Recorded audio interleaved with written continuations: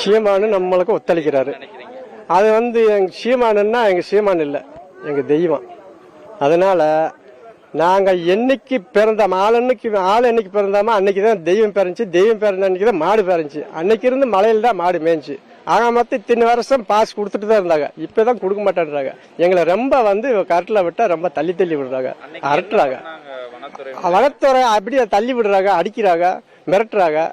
வாடா ஐயா கூப்பிடுறாரு, வாடா கையெழுத்து போடுறான் அப்படின்றாரு. ஐயா கிட்ட நான் பொலிசாக வரேன். இப்போ மாட்டை விட்டு நான் எப்படி வர முடியும்? நான் வர முடியாது அப்படின்னு நான் சொல்ல, வாடா அப்படின்னு சொல்லி கையை பிடிச்சி இழுக்கிறாங்க. நான் மாட்டை விட்டு வர முடியாது அப்படின்னு சொல்லி அப்படி நான் சொல்லி வந்துட்டேன்.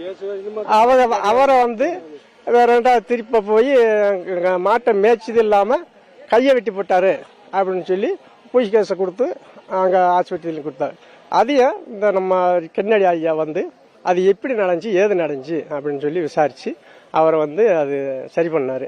இப்போ ஆயிரக்கணக்கான மாடுகளோட அவர் இந்த தடையை மீறி உங்களை எந்த இடத்துல தடுத்தாங்களோ அந்த இடத்துல பண்ணியிருக்கிறாங்க.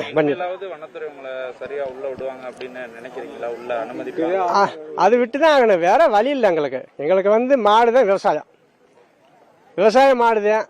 இது மற்ற தொழில் இல்லை. எவ்வளவு படிச்சிருந்தாலும் கவர்மெண்ட்ல இருந்து வேலையும் கொடுக்க மாட்டேன்றாங்க.